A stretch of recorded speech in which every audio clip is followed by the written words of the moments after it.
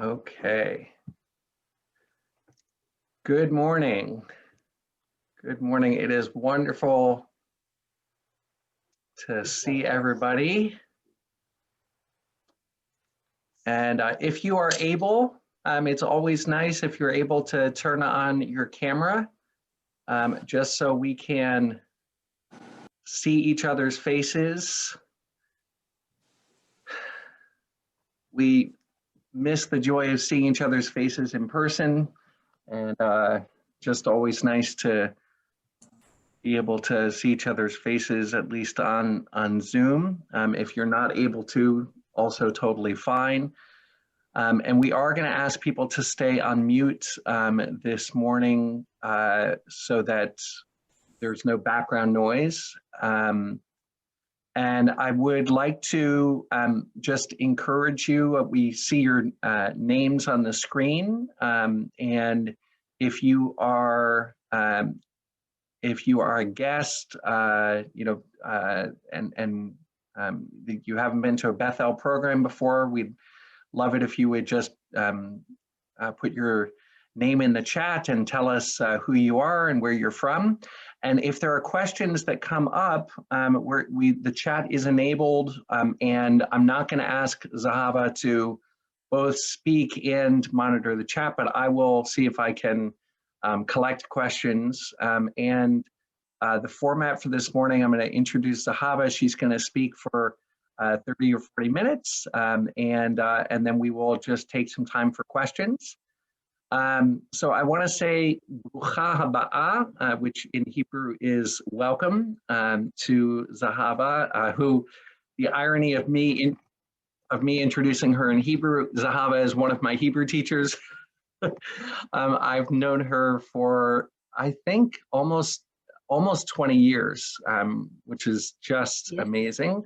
I first met Zehava when I was the director of Camp Ramah in California, and I traveled to Israel on a regular basis to train groups of shlichim, to prepare groups of young adult Israelis who would go off to work in American Jewish summer camps for the experience of American Jewish summer camps, which are American Judaism is different than Israeli Judaism, and American Jewish summer camps are their own subculture within that. And Zehava had already worked at Camp Ramah Darom, which is the summer camp for the conservative Jewish movement in the southern region of the United States, for several summers. And at that point, she was actually training the group of shlichim that were going to go work at Camp Ramah along with her. She was, and so I met her at one of these seminars. We just clicked. I don't know. We have fun together, and continued to get to know each other and stay in touch during the 9 summers that I was the director of Camp Ramah in California.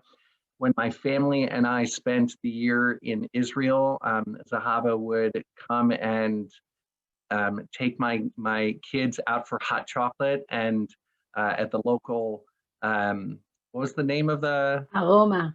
At the local Aroma in neighborhood, which is like the local Starbucks. And she would teach them Hebrew and just sort of check in with them to make sure that Israeli society was not overwhelming them, which it did at certain points. And then now Zehava is currently the director of the Jewish Agency Shlichut Initiative to the UJA Federation of New York, which is a very big job. She's been living in New York for the past, year and a half, I think. And she's actually coming to us from Beersheba. She was unable, because of coronavirus, to go back and visit her family during the fall Chagim, during the fall festivals, but was able to travel back to Israel at the end of December, and is there, I think, for another week or so. And I am so delighted that she is going to speak with us this morning about her experience. First of all, just her story. She has an amazing story. She's an amazing person. and then also her experience of race and racism within Israel, which is the place that she calls home, and also within America, both I would say the American Jewish community and also America more generally. And I think that I just want to thank her for helping us to commemorate the legacy of Martin Luther King, and for us to remember how important it is for us to continue, as Bishop Godby shared with us yesterday, to continue to work on rooting racism out from our society and from our souls, and the persistent problem that it continues to be. So Zehava, I'm going to let you take it away. Toda thank you so much for having me. I'm so excited to meet you. There was actually a first attempt of actually me coming to meet you in person before COVID started. With God help, it will also happen. So as Rabbi Dan said, I'm going to share my story. I'm going to talk about my identity and ethnic and race, I would say, and you will see why I'm using the word ethnic. Feel free to use the chat, and we're going to continue. We're going to start.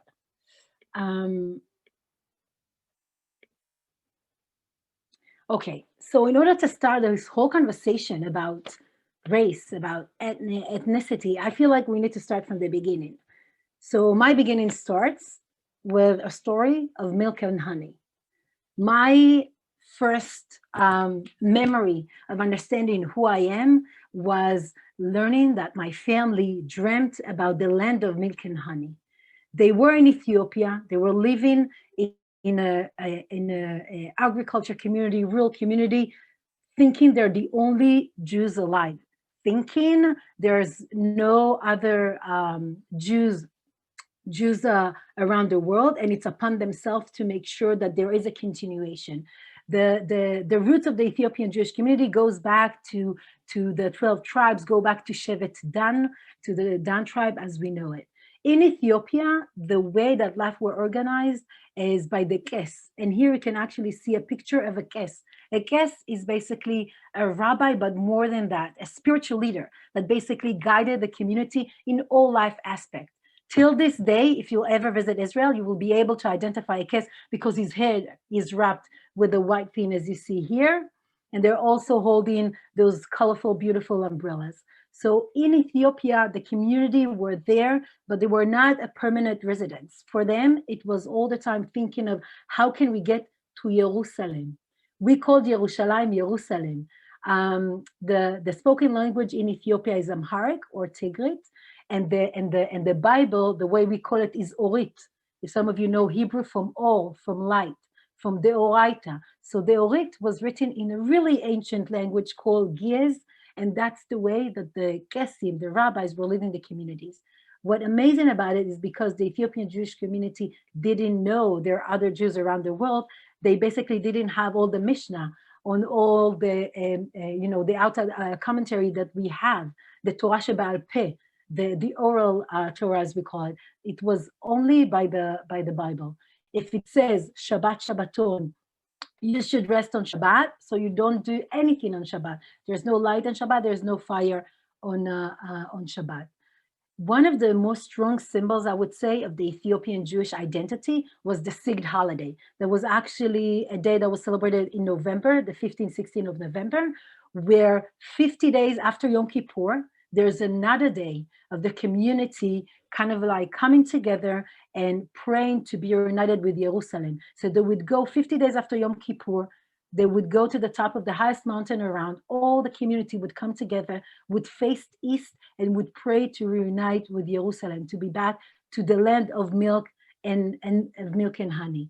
Not a lot of people know, but the Ethiopian Jewish community were not only dreamers, were not only yearning and praying to get to Jerusalem, because for them there were no Tel Aviv, there were no Ashkelon. It was Yerushalayim, again, the way it's written in the Bible. But actually, when Herzl, the visionary of the state of Israel, when Herzl was 2 years old, there was a first attempt by Abba Mahari to basically go by foot from Ethiopia to Israel. Unfortunately, they weren't able to succeed. succeed and take it along all the way. Some say they stopped in some rivers north of Ethiopia, and some say they actually got to the Dead Sea, but after the hard road, the desert, their starvation that was along the road, and sickness, they didn't succeed, and the one that were able to get to that Dead Sea basically turned around and went back to Ethiopia. With all of that, the life in Ethiopia is community life. So for me, that picture all the time symbolizes what it means about community. You help one another, and actually till this day, if you wanna know if the village is an Ethiopian, is a Jewish village, you will see that a Jewish village will be next to a source of water, next to a river, next to a waterfall. Why is that? Because again, the life was based on the Bible. In the Bible, there's a lot of purity that got to do with ritual with water, right? If you accidentally were next to a dead, if you accidentally in your got to someone with diseases. So that's why if you want to know where is a Jewish village, just see if there's a source of water. So this is a story of kind of like the Jewish background that I'm coming from. So without Jewish background, I don't know if a lot of you know the name of Fered Aklum. Fered Aklum was actually Moses. He was the one that found the road from the villages in Ethiopia through the desert of Sudan to get to the refugee camps in Sudan, and from there to be airlifted to Israel. If some of you saw the Netflix movie, there's now a movie called The Dead Sea Diving Resort. There's a character named Mekede that is based on Fered Aklum. He was an educator, he was a teacher, he was a principal, and basically he was the one that opened the road. So the minute they were starting to get rumors, and my family, my dad, my mom start hearing rumors, there's a way to Eretz Israel, there's a way to Israel. They knew that they have to take that road. So back then in Ethiopia, you couldn't just say, okay, I'm a Jew, I want to go to Israel. There were no relationship, and Ethiopia was also in a war. My father was forced to go to the army. He actually served 5.5 years in the Ethiopian army. There's a completely concept of what an Israeli army is or what the army of the United States is. It's basically you being drafted and you will finish your army duty when they tell you. So he needed to find a way of how he would be able to escape from the army. Because again, if he would have escaped to Israel, he know that his family and his relative are going to be persecuted and are going to suffer because he went to Israel. So there's a whole long story, but I think there's like 2 stories that I want to share with you. On the due date, when they decided that they're going to start and march together as a family. And now, just to give you a sense of what a family is. In a modern society, a family is 2 parents, kids, maybe grandpa and grandmother. In the Ethiopian Jewish community, when I say a family, I mean 7 generations above me, meaning I'm 1st generation, my mother is the 2nd generation, my grandmother is the 3rd generation, my great-grandmother is the 4th. In Ethiopia, again, you had to remember everything and the way we taught, the Kesim were leading and teaching the community was in the oral. Your memory was so strong that people literally remembered 7 generations up to be able to say, we are a family. So my dad and my mom were a part of a group of 300 people, about 300 people that decided they're gonna march together and go together to Israel. The due date, my dad is in the army, he's putting his uniform, and in his backpack on that day, he's taking two more things. He's taking a chemis. A chemis is the Ethiopian name to call an Ethiopian dress. It's a white dress that had a layout of an Ethiopian art at the end of it. And he took a netzela. Netzela, it's a shawl, something that the Ethiopian women would cover their head. He put those 2 items in his backpack, and he's going to his army duty. Around noon, he decided he's gonna invite everyone for lunch. He had a plan. So during that lunch, he's making sure that a lot of food and a lot of drink is coming in and people are feeling comfortable. Think what happens when you have a big lunch, right? You kind of like take a step back and kind of like feel relaxed on the seat. And my dad made sure that everything is coming in and he's paying. He told them, I'm paying for everything, just feel free to order. And in that moment, he realized that they're feeling a bit, sleepy, a bit kind of like more comfortable. He told them he's stepping into the bathroom. He went into the bathroom with his backpack. He took out his army uniform. He put the chemis. He put my mom's dress, and he covered his head, and he jumped from the window of the bathroom. Now he needed to walk fast enough, but not run, because it was going to look suspicious. So he was walking fast, walking, running, and going to meet my mom in the focal point where he told her, "I'm going to meet you in this spot." At the meantime, from my mom's side, she's telling a completely different story. The group start marching, and they're waiting for my dad in that specific place. But my dad didn't arrive on the designated hour that they said they're going to meet. And the group is waiting and waiting, and they're starting to push pressure on my mom, saying, "We're going to be identified. People are going to ask, where are we going? We can't be a group of people just standing here. We have to get moving. We have to get moving." And my mom says, like in a Halloween scene, the minute she understood that she needs to start, that she can't hold on the group anymore, and she needs to start and walk, my dad just came from out of the blue and said, "Let's go. What are we waiting for?" So my dad met the group. Back then, my mom was pregnant. She was 7 months pregnant, and she had 2 kids. She had 2 of my older siblings, Itzik is in Hebrew name, and Hannah in her Hebrew name. So just for you to understand, when we're saying people were walking, so just to give you a geographical picture of what it means. This is Ethiopia. This is the tiny thing here is Ethiopia. And just to show you, when people are saying we're walking, actually marching, here is Israel. Okay, so you will see where it is. So this is Ethiopia, and my family is from the north of Ethiopia in a place called Tigray, and it's up here. And from here, they walked to this green area that are the refugee camps. As I said, in Ethiopia, there was a war between the government and rebels. It was a communist government, and it was really crazy, because when you think about it, when my dad was in the army, he fought rebels that some of them were my family. So there were cases where my dad met his family in the battle zone. So my family walked by foot. Now, when we're saying walked by foot, we're not talking about having your Timberlake shoes, having your car, right? Like we travel. We're talking about kids, babies, elderly, sick, everyone that wanted to realize their dream, and walking in a desert, and walking in a place where no one has walked before. No one has marched those roads. They were the ones who paved those roads. I'll be honest, every time I talk to my parents and I try to understand what happened in that gap between life in Ethiopia and getting to Israel, not a lot is being shared. There's a stories about starvation. There's a story about robbery. There's a story about even kids being kidnapped and rape, and a lot of horrible things that happen in the desert. If you think about the desert of a place of no rule, there's no law. But once when I pushed both of my parents, kind of like, "Tell me what happened. You walked for so long. What happened there?" So my dad told me one thing, and he didn't add anymore. He said, "You would never understand what it means to silence a baby, because the 300 people are going to be discovered. So a baby is crying, and a mother needs to cover his mouth."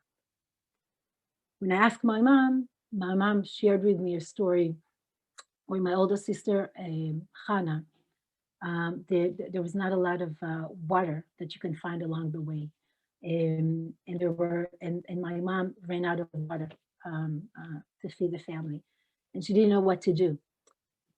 So she just took some of chicken peak she had. She put it in the netzela, the shell I told you, and was trying to squeeze 1 or 2 drops just for my sister to recover herself a little bit until they get to the next place where they could buy or maybe find a source of water. No one, I feel they're not sharing a lot because there's a trauma there that they don't want to even start touching. So they will talk about before and after. So I'm coming from this background. I'm coming from a background of dreamers, of doers, and of a community and a family that know that sometimes there's a price. There's a price to be paid. When we're talking, how many kilometers is it that, or? That's a great question. I think it's more than 400 kilometers. But it's crazy because it depends from where your village was, how far your village was from the border of Ethiopia and Sudan, because they flee to Sudan, and they were disguising themselves as a refugee, as a war of a refugee, and not as Jews, because again, we didn't have back then, at least, connection with Sudan. As some of you know, now we have some sort of connection. I wouldn't say a peace agreement, but some sort of connection. There's an estimation about 4,000 people that died along the way. This is a picture actually of a memorial site that is in Har Herzl in Jerusalem. Jerusalem Day, that is celebrated the 28th of the month of Iyar, is the day that is also the Memorial Day of the people that passed along the way. This is actually a special school that we're saying in that day. So my family made the Aliyah. They were dreaming about Yerushalayim, right? Jerusalem, Jerusalem, Jerusalem. But they got to Be'er Sheva, as Rabbi Dan introduced at the beginning. So I was fortunate enough, and this is actually some pictures of my family back then. This is, I think, there's like 4 or 50 years in Israel. So this is my dad, and his name is Beriun, but he has a respect name. In Ethiopia, there's a lot of respect for elderly. So you won't call someone that is older than you in his personal name. So each one would have his respect name. So my dad's respect name is Ayai, and this is my mom. And her personal name is Mamit, but her respect name is Alelai. This is my sister Mazal. As I told you, my mom was pregnant along the way. So she was 7 months pregnant. When she got to Israel, 2 months after, she gave birth to my sister Mazal. This is me, and I'm really sorry for the lack of fashion back in those days. I don't know what I'm wearing, but I guess I thought it's beautiful. And this is my sister Shoshana. I'm actually now one of 7. The family has expanded. This is my Savta. This is my grandmother. Her personal name is Bosena. Her respect name is Avishai. And this is Mazal. She's the same one, Mazal. And this is my sister Hana that I told you that along the way my mom needed to find her some water. So I was fortunate enough, and in my family, from my mother's side, 3 generations has arrived. So this is my Savta, as I showed you, Bosena, and that's my Saba Mesfin. And this is my grandmother, and her name is Ade. Her respect name is Ade. That's how we called her. And what's beautiful about it is, as I told you, there's a lot of respect for elderly. So when we saw my Savta, my grandmother, and my great-grandmother, when we say hello, we kiss their knees, we kiss their cheek, and that's how you greet them. So it doesn't matter where you're at, even if it was weird, I have to say at the beginning, because no one in Israel greet their grandparents or great-grandparents in that way. But it doesn't matter. When we saw them, we bowed ourselves, kind of like to humble ourselves towards them, and we kissed their knees. And I remember people are saying to my mother, saying, your kids remember the custom of Ethiopia. They remember the respect of Ethiopia for elderly. And this is me and my sister Maza. There's not a lot of gap between us. So we basically were raised kind of twins, if we can say that. And we were the first generation of Tzabar. We are the first generation of my family in Israel. Tzabar of the Tesfay family. Just to show you from where my family moved, right? This is the place. This is the background. This is the culture. This is the custom that my family moved from when they got to Israel. And this is actually the Merkaz Kita, the absorption center, still in Be'er Sheva, where they lived.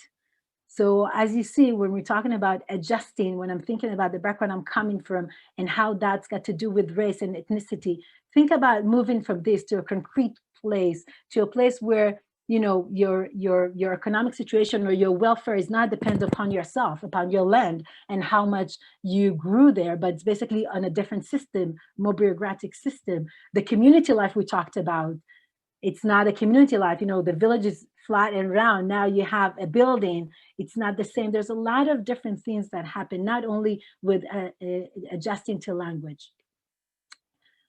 So this is the background I'm coming from, right? So for me, as an Israeli, I was an Israeli. So yes, my skin color was different, but I was an Israeli. I was raised at home speaking Hebrew and Tigrinya. Tigrinya is another spoken language in Ethiopia. Until this day, basically, that's how I talk to my mom, and my dad would use more Hebrew than Tigrinya.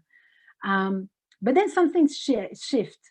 When I went to the army, and I was at the Air Force, as you can see here in the picture, after a year in my position, I decided to go in to be an officer. So there's an officer course. I did that, and I was stationed in a new base next to Arad, next to a city in the south. And the first time I got to the base, I was accompanied by a veteran officer to kind of like show me around and what's, where everything is at, to talk to me about the culture of the base. And throughout, his name was Yossi, I still remember him. And throughout the tour, he's talking to me in plural. He's like, this is amazing. Everyone probably are proud of you. This is amazing to see how you move forward, how you grew. And I'm like, I'm feeling there's something weird. I'm like, why is he talking to me in a plural? Why is he talking about him, them? At some point, it was so weird that I actually turned around to see if someone joined us.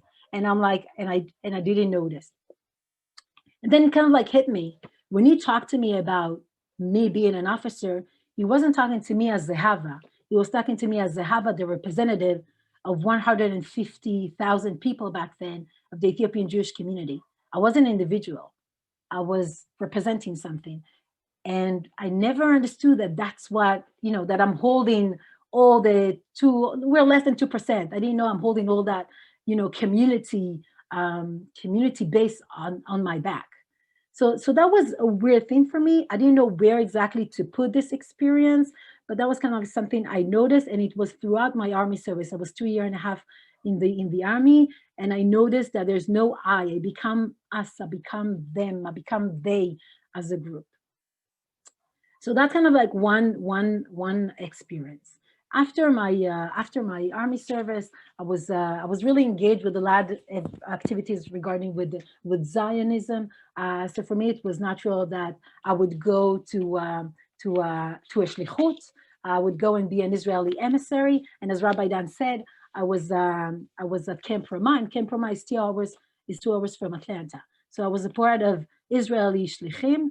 I didn't pay any attention to it, but we were a few Ethiopian from Ethiopian origin. And also when I got to the summer camp with the American staff, there were not a lot of people in the educational staff that were in my skin color. It doesn't matter from what origin, but from my skin color. And there I also met Rabbi Dan, and here we're walking on the treadmill, trying kind of like to work and talk at the same time. But what's amazing that in the summer camp, I was there for like 8 summers in a row. It's literally my home away from home. There were 2 experiences that for me were amazing. One, I remember the first 24 hours day off that we went to Atlanta. We actually went and visited. We had the whole list, so we went and visited, the place and the neighborhood where Martin Luther King grew up, and we actually went through that history line with the delegation. But there was something weird throughout the day. We're traveling downtown Atlanta. We're going to different places, and I'm feeling something that is so weird, but I cannot put it in words. Like I feel it in my body, and I cannot put it in words. Back then, I kept a journal at the end of every day. I wrote, my experiences throughout the day. And only when I started writing, then it hit me, because I couldn't find the words for it. But when I started reading, it hit me. It was the first time I was a majority. It was the first time in my life my skin color was a majority in a public sphere, and it was weird, and it was different. I'm not saying good weird, I'm not saying bad weird, but it was weird.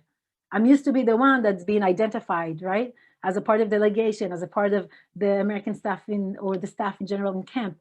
I used to be a minority. And that was a really shifting experience. And another thing that happened in that first year of me in summer camp was the first time someone said to me, no, I didn't want to serve me because I'm Black. It never happened to me ever in my life until I got to that place. So it was another day off, the whole delegation, we decided we're going to go and get ice cream. It was a town next to camp. And I'm standing in line as anyone else. And my turn is about to come, and I'm telling the woman in front of me, "Hi, I would like this and this ice cream." And I see that she's not looking at me. And I'm like, "Hi, can I have this and this?" And she's not looking at me. At some point, she started to look above me and take an order from someone behind me. And I'm like standing there trying to understand. And I can tell you, the first time it happens, you that kind of like don't understand. You try to find a lot of explanation, just not that.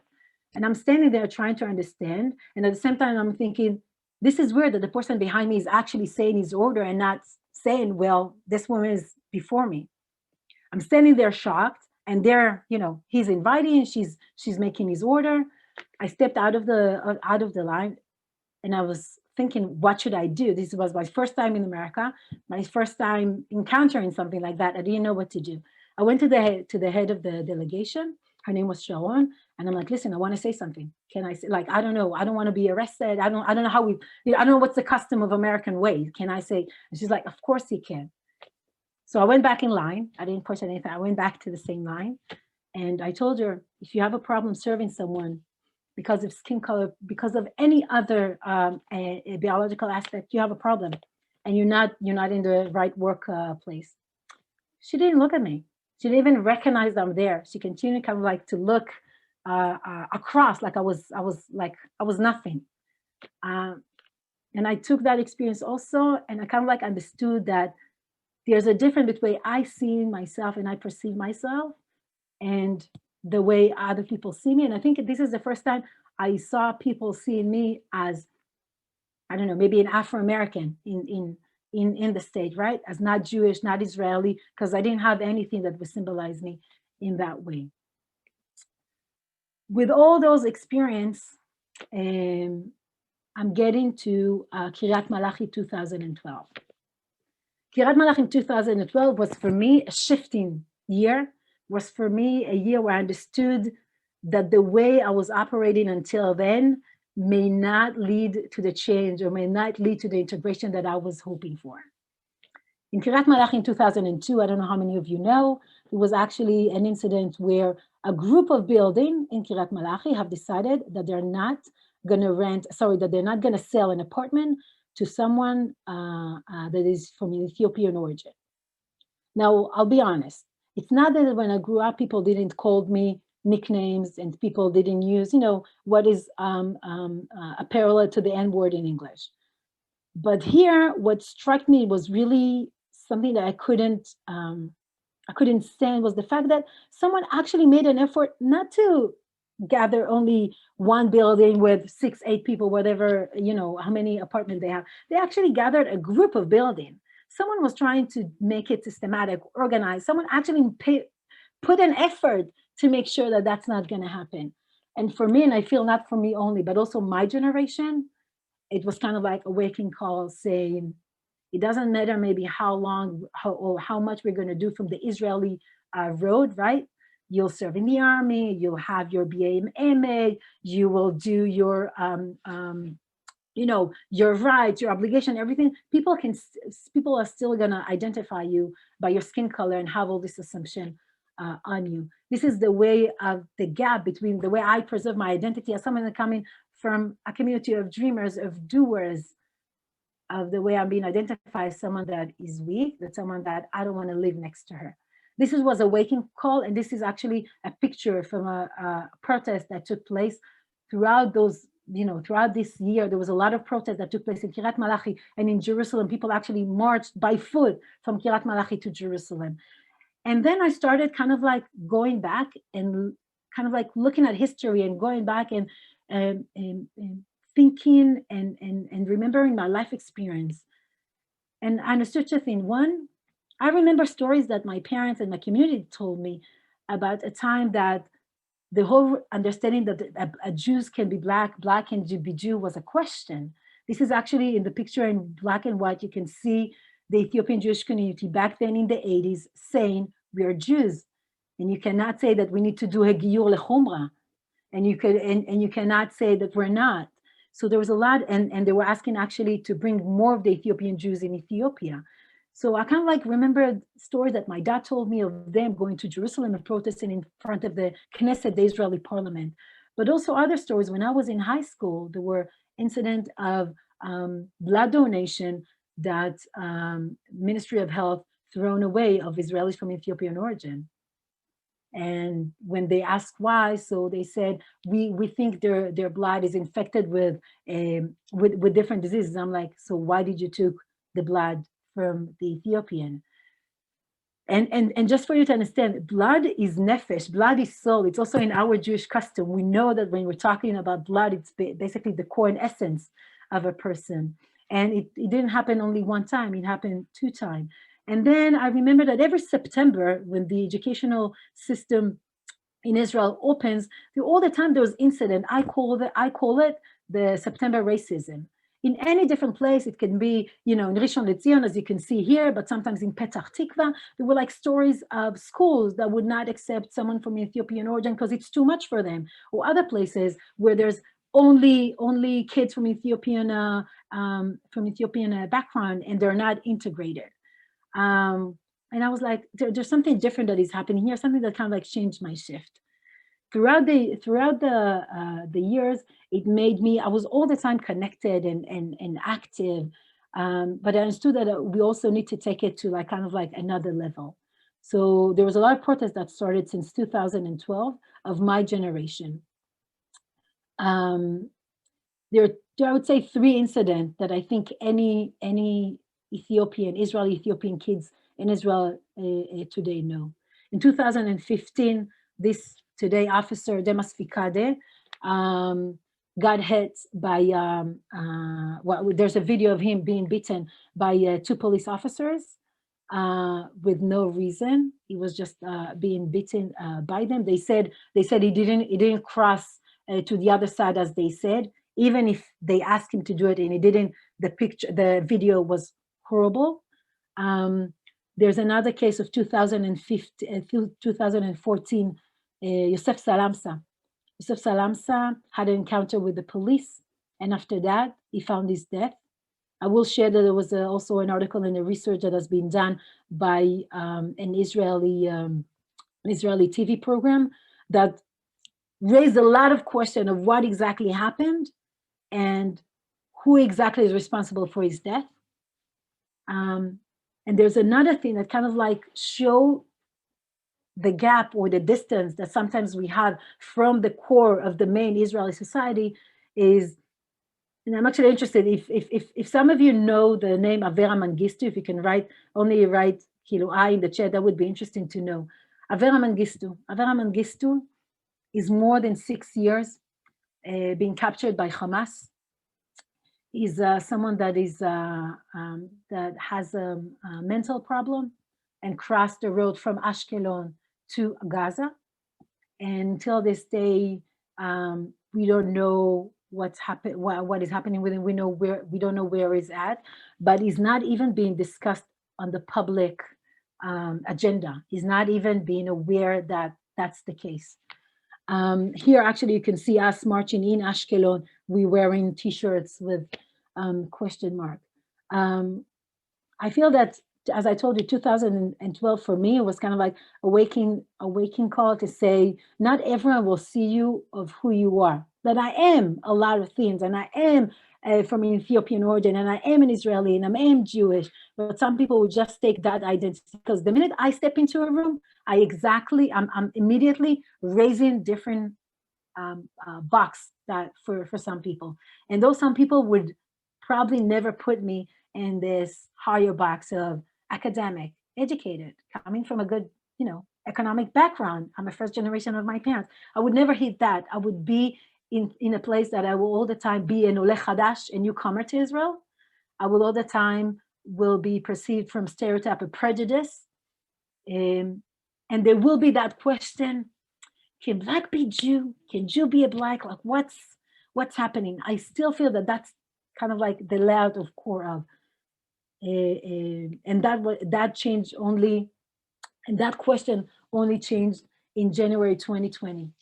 The Ethiopian Jewish community in 1973, Rabbi Ovadia Yosef, he was the chief rabbi, basically said that the Ethiopian are Jews, and he accepted a psak of a rabbaz of another great rabbi, and that we are descended of Shevet Dan, as I told you, the Dan tribe.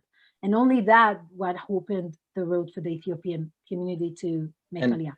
Zehava, I'll just add, Rav Ovadia Yosef was the Sephardic chief rabbi, Yes, not the Ashkenaz chief rabbi.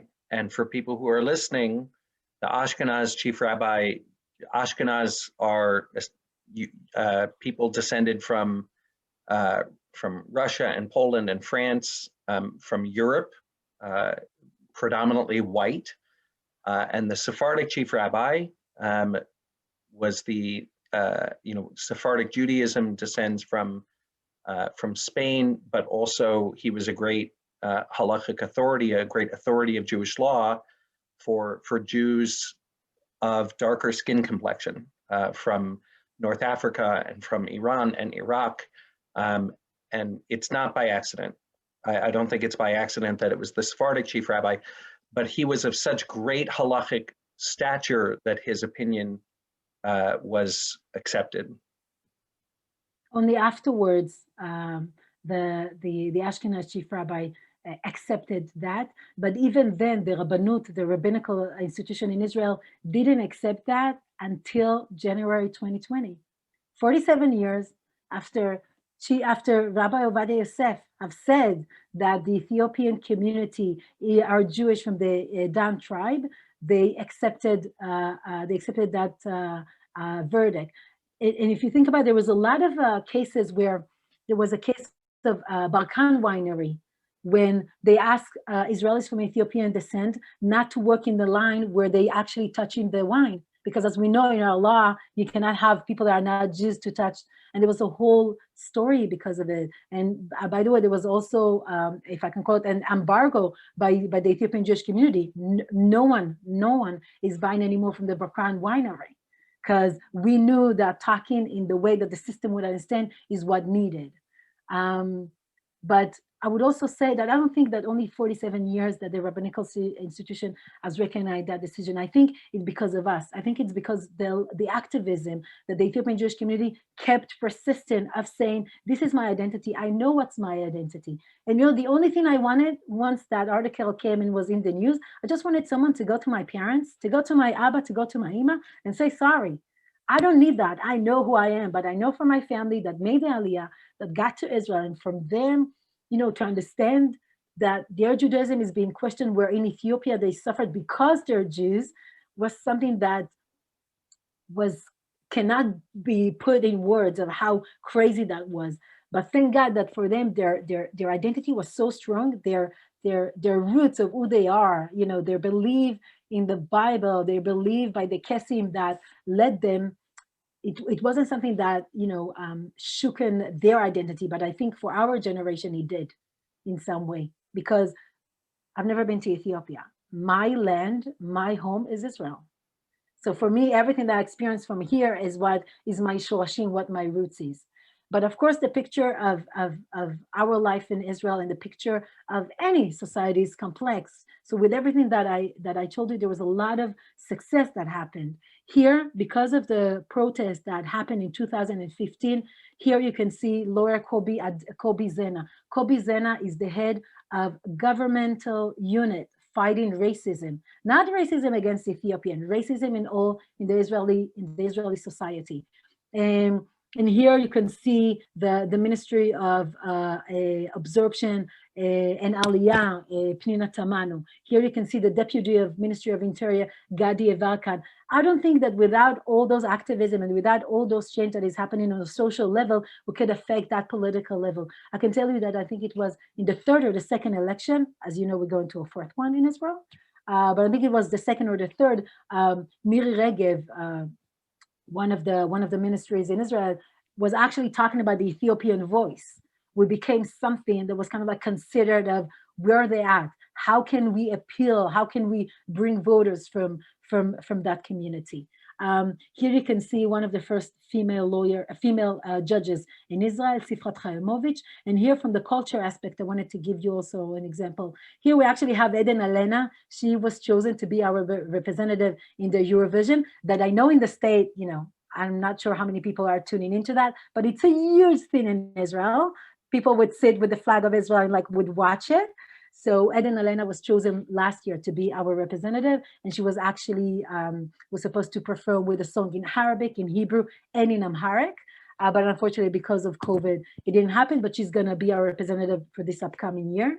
And this is Esther Rada, that is also one of the leading female singer in Israel. You see her a lot on TV, and it matters because representation, seeing ourselves as a part of the Israeli society, really, really matters. Another thing is that the status of the casting, that back then people were questioning their status. How exactly you led the community, what exactly what the Judaism you practiced. As I told you, we practice the Judaism the way it's been written in the Orit, in the Bible. Till this day, by the way, my mom would not have something that was warmed on Shabbat. If she want to eat anything, she would take it out of the fridge. She'd wait for it to be warm by room temperature, and only then would eat it. She would not use a plata or like any other modern solution that people are using. And here, remember I told you that the way we respect our elderly is to kiss their knees. And here you can actually see Gadi Evarkan, the deputy of Ministry of Interior, greeting his mother when she came to the Israeli parliament to see him swearing in. I can tell you that this picture made a lot of waves. People were like shocked over it, but for us, this is the way we greet our elderly. And it actually, the picture took me back to, there's a Mishnah of Rabbi Tarfon where he kind of like respect his mother, and he didn't want her leg to touch the ground when it was watery, so he put his hands. So he kind of like took me to that same root of respect and honoring of your elders. Here, I recommend a beautiful book that kind of like is the Shulchan Aruch. It's gathering a lot of the Ethiopian Jewish custom and basically explain that. A lot of our custom, the Ethiopian Jewish Judaism, is based on custom that was in the period of the Second Temple, and you can see a lot of coloration and a lot of similarity of the same thing, of the same logic understanding. And here, Rabbi Sharon Shalom, Dr. Rabbi Sharon Shalom, basically gathered everything because we needed, because our our elderly, our kesim are passing away, and he wanted to make sure that there's something that's being preserved and kept. And here it's a street that being named on Kes Tesema, on one of the famous kesim in the Ethiopian Jewish community. So the picture is complex. It's not black and white. I'm coming from this background. I experienced in one thing. I'll being able to go back in time and kind of like see things differently, but then also a lot of achievement that the Ethiopian Jewish community is pushing and doing. And with all of that, I'm coming to the States. And to be honest, in Israel, I follow the news. I heard about the case of Martin with the hood. It actually hit wave also here in Israel, because for Josef Salamsa, as I told you in 2015, that found his death after an encounter with the police, people were actually making a T-shirt that had a black team that kind of like with the hoodie on his head. So I was personally following to see what is happening, but I can tell you there's a huge difference between following from far and experiencing it in the States. I didn't have words. I didn't see the George Floyd video. I wasn't able, I just couldn't bring myself to see it.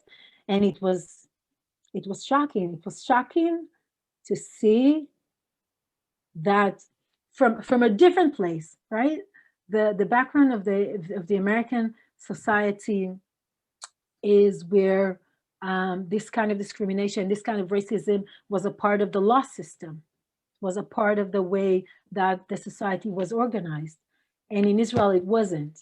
But I came to the Shlichut right after I marched in another case of a teen from Israel that found his death in the hand of a police officer, and is actually, the case is still running, still being held in court till right now. And for me, it was kind of like shaking, shocking, and I needed to understand what's happening. So I'm a part, as Rabbi Dan said, a part of delegation. So there's also other Ethiopian shlichot, And we started talking among ourselves what it means, what exactly happens. Um, and then we encounter this situation where you can't say that you're against that situation, because when you say that, at the same time, you might say that you're against Israel, right? With all BLM, with all the aspect of the way that some of their groups are seeing Israel. And it created this tension because I said I'm gam vegam. Like for me, there's no other place than Israel. That's my starting point. But at the same time, when I see that there's discrimination, when I see that cases of racism happens, I'm speaking up. I'm saying what I'm thinking. Um, so I felt a lot of people were kind of like trying to kind of like say you need to choose between the two. So if you say you're against, you're pro BLM, that means you're against Israel. And if you love Israel, you can't support BLM. And I'm like, it's not black and white. And actually what I did during that time, because I understood that there's something I don't completely understand because I'm coming from a different background.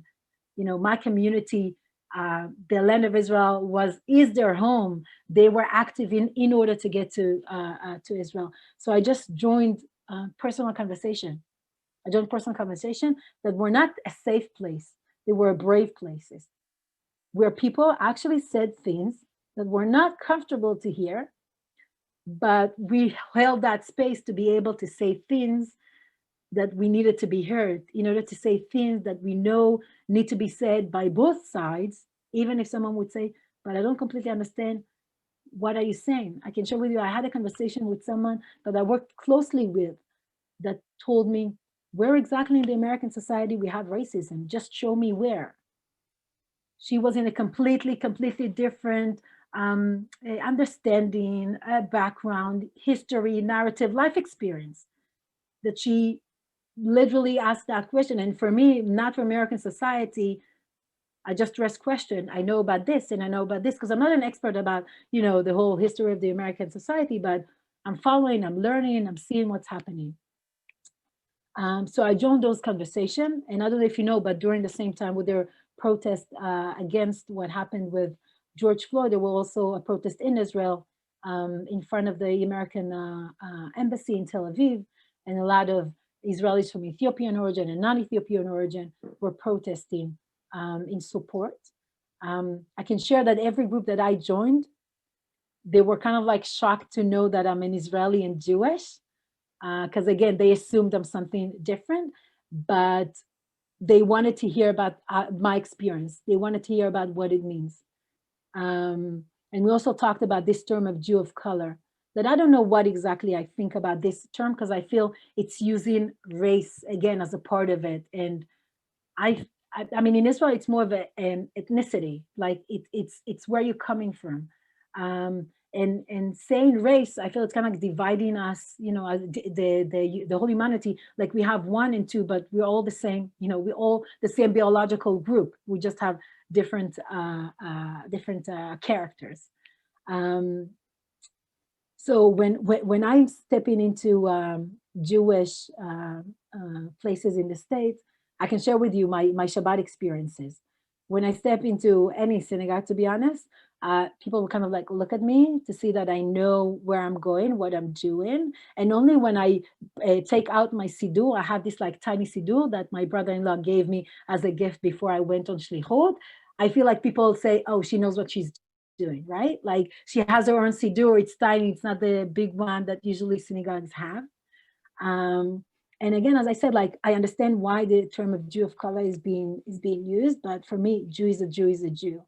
And again, I understand the challenging, because if you want to talk about a problem, you have to name it, right? You have to put a name into it. And I think that's what's being done.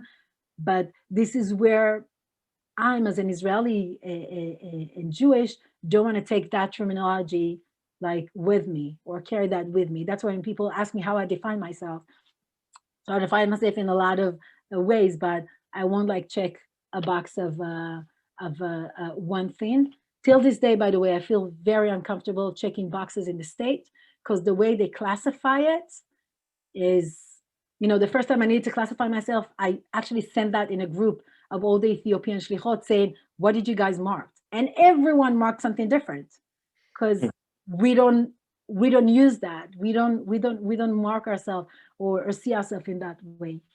But with that being said, I feel there's a lot that we can learn from other social justice protests, either from the American context, even from the Israeli context, when we're talking about the Mizrahim, when we're talking about the Black Panther, the Israel version of that happened that started in Haifa, and kind of like to learn how we can take from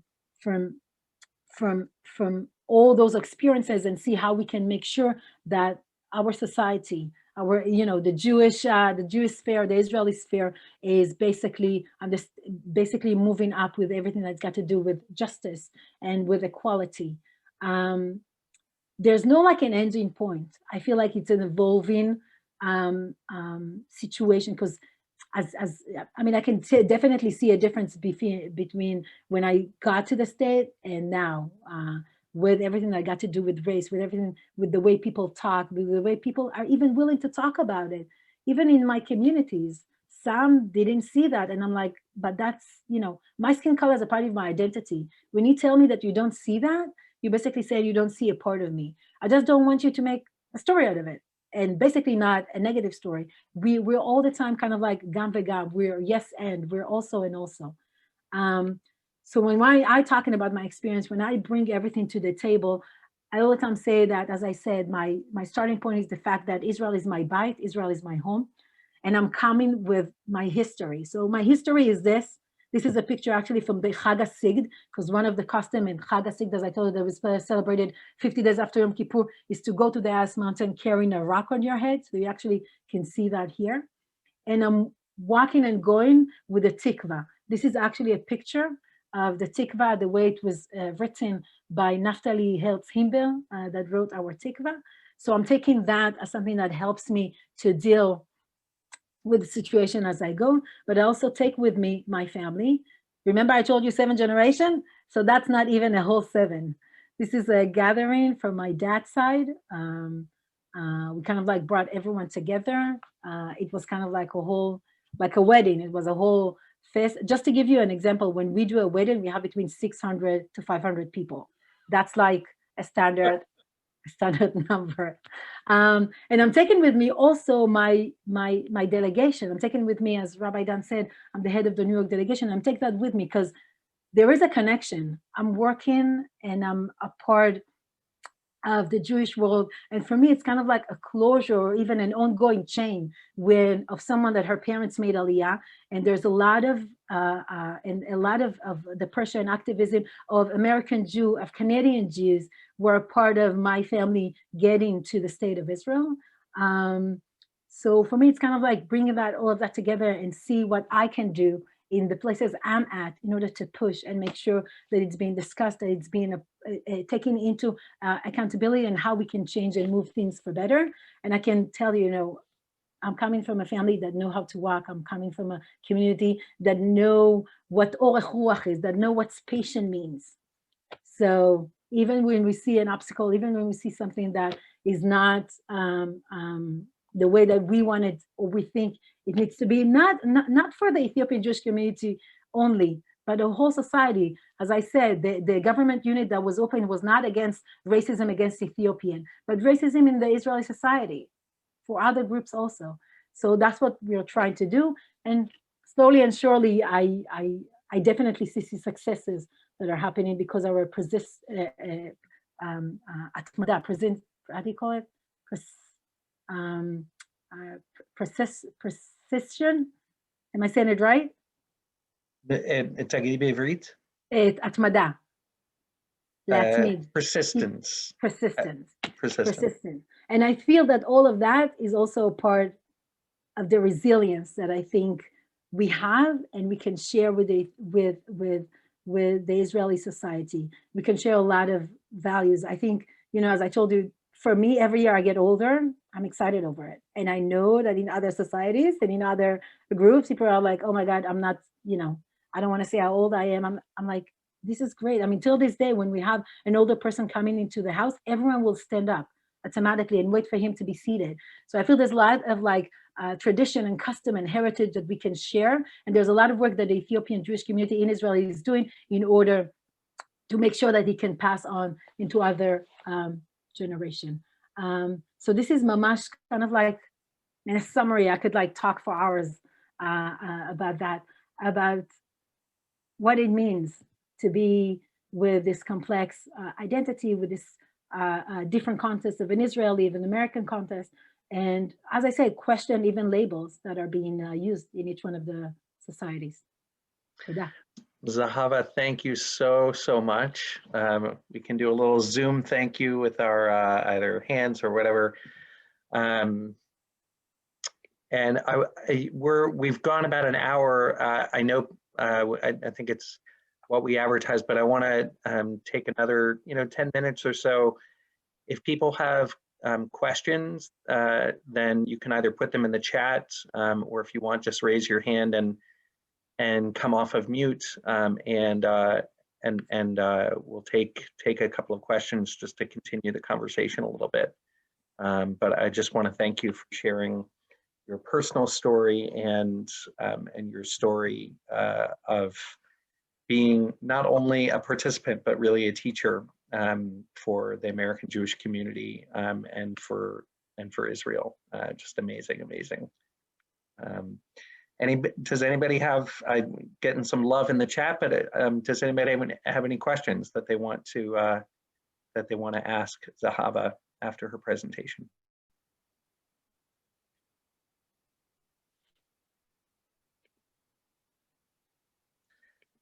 This is not normally our synagogue's MO. We are typically, okay, yes, Norma, go ahead. Zehava, thank you very much for a wonderful presentation.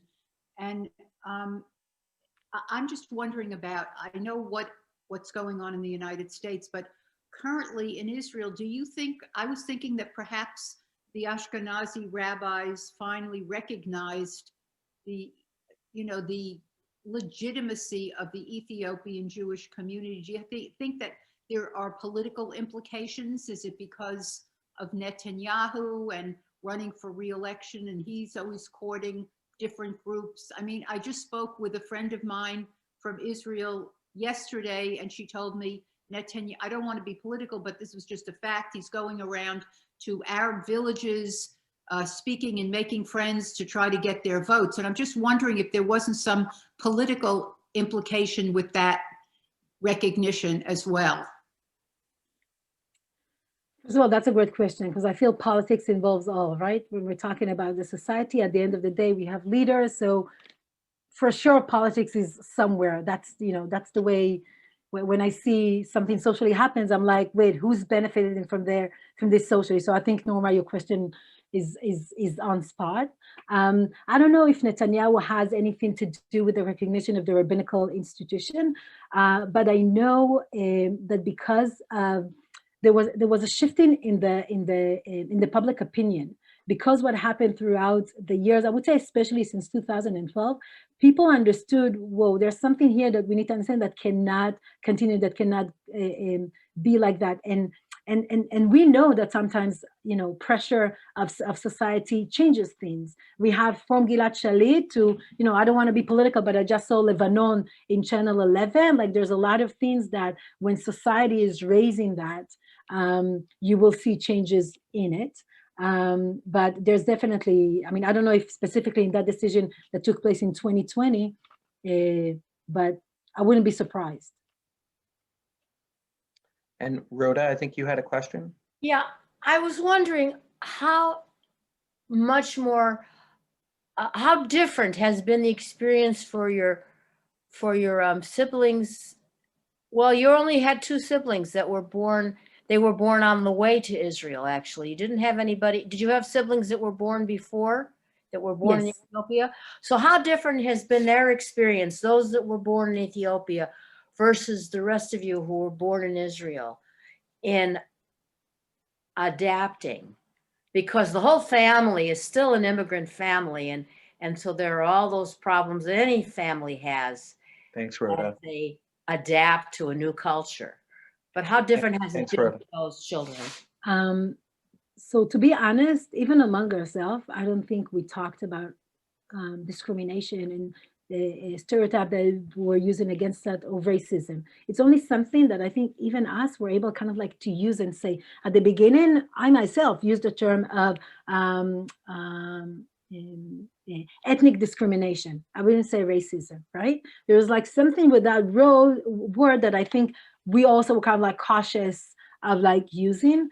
I can say that for my sister, I had two siblings that did the road. My sister, when she got to Israel, she was one of the first. My family made Aliyah and got to Israel, October 1980. It was before Moses operation that took place in 84. And Wow. Yeah. she found common ground with people that were Mizrahi, especially Yemens. Till this day, this is the culture, this is what she loves, the music she listened to. It took like time until she felt that she could use and tap into other things in the Israeli society. So I feel there is a generational differences with the way we experienced it. And I don't think back then that people called it racism. Even my dad, when only years after I talked to him about the second Brit Milah he needed to go through, right, as a part of the Giur L'Chumra, back then he didn't question it. But by the way, Zehava, let me Yes. explain. Giur L'Chumra, okay, I should explain. Giur is conversion, and L'Chumra means sort of stringency. And the idea behind that would be just to make sure that you're really Jewish, you should go through a process of conversion just to be double sure, right? That's sort of what's behind that, right? And there's, as you said, that it's insulting to people because it essentially questions one's Jewish identity. Sorry, go ahead.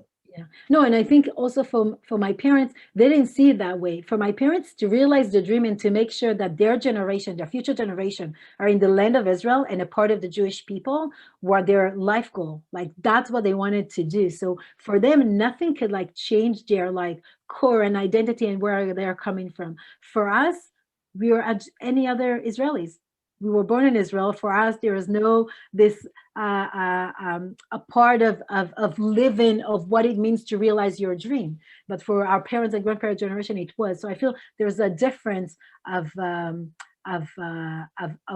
we're coming from, and that's why there's like a gap between those two generations. And only, as I said, recent years, when I go back and I'm like talking to my dad about that, he was able to raise a little bit of criticism towards the state of Israel. Back then, like they wouldn't say anything against the state of Israel. For them, the fact that they were in Israel, the fact that they were able to kiss and live in this land was their life dream. And let me just, I'm going to throw one other thing in there, and there's one more question in the chat, and then we'll wrap up.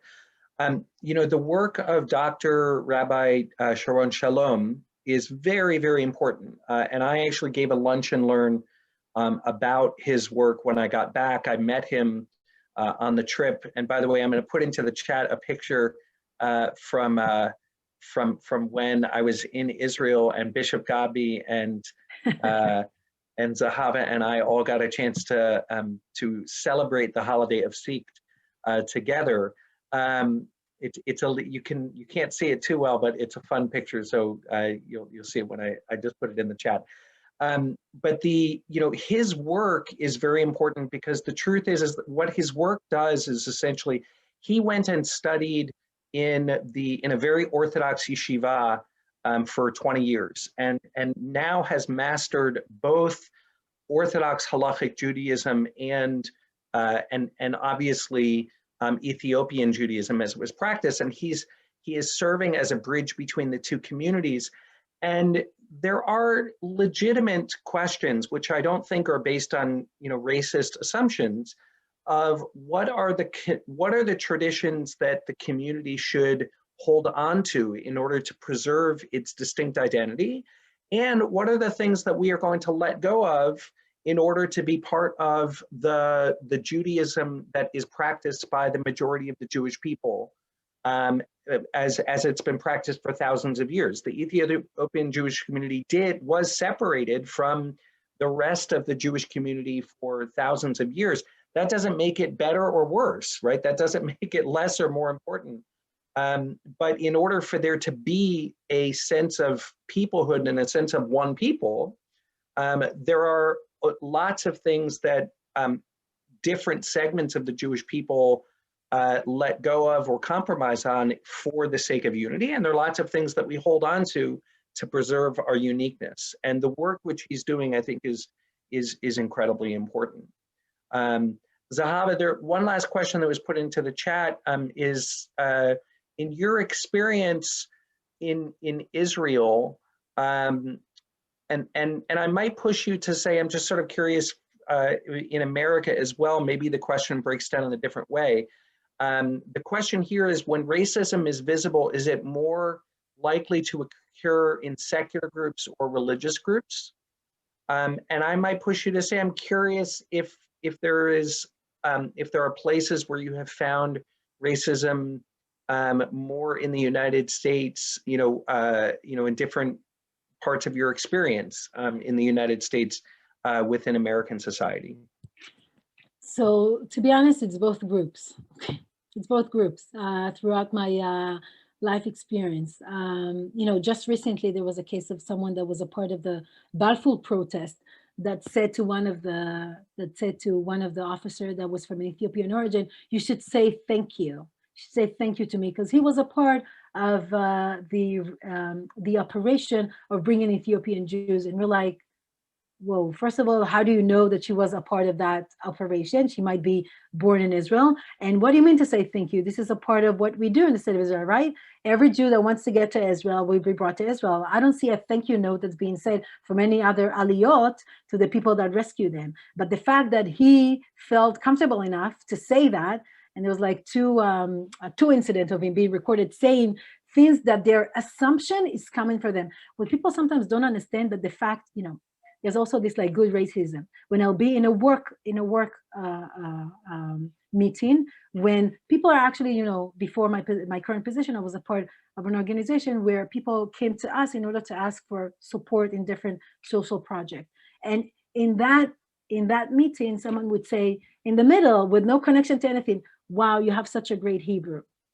And I'm like, what am I supposed to do with this sentence? When someone tells me that I have a great Hebrew, I'm like, why not? I was born in Israel, right? Like I didn't have, like I was talking Hebrew at home, but his assumption that I'm a still olah, and he thinks he's saying something great, right? You have a great vocabulary in Hebrew. You know how to, make your point and opinion and whatever. But at the end of the day, he compares me to something that is less from something else, right? From what an Israeli is speaking to. So I feel both groups have that. I feel that now with the recognition of the rabbinical institution, I think there might be less, because there's not going to be any question, because there was a lot of incident throughout, even in a mikveh or in a falafel stand, there was like a lot of other incident that was a part of the public sphere. But I don't see any difference between the two. Sometimes people compliment or use what I call the good racism, and they think it's a compliment where it's not. And in the state, to be honest, I found myself, this is weird, but I found myself kind of like saying words or sentences that would make people check the box that I want them to check, right? So if I know when I'm stepping into a room, people will probably assume that I'm everything, but not necessarily in Ethiopia, not necessarily Israeli, not necessarily Jewish. My first 3 sentences, I would use a vocabulary, I would say something that will make them check the box of an Israeli, Jewish, and Ethiopian. So I'm kind of like not waiting for people to label me. I'm like, let me give you the labels, because that's the way us as human operate. I know we label, but my expectation is that we will label as, the set game. I don't know if some of you know, but there's like a great set games that in order to win, you need to create different set of cards, but you have to jump between different assumptions or different ways to create that set. It could be by color, it could be by, the shape, it could be by a different feel. And when you do that, you help me to kind of like have a space to put my identity, to put my story in my background. So I'm kind of like not letting people to check the boxes for me. I'm like, let me just say something of Shabbat, of Jewishness, right? Of an Israeli background. And then people just, know where I'm coming from. And it makes it, it makes it less kind of like what exactly is thinking I am and what's my history and my background, and more kind of like the starting of the conversation. Oh, so you're an Ethiopian and Israeli and a part of a delegation. So you're coming from Israel and Jewish. So it's a different course of conversation. So I'm doing people the work. Let me ask you one other, already put into the chat. Do you think that your experiences were any different in either place because you are female? Yes. So say a sentence about that.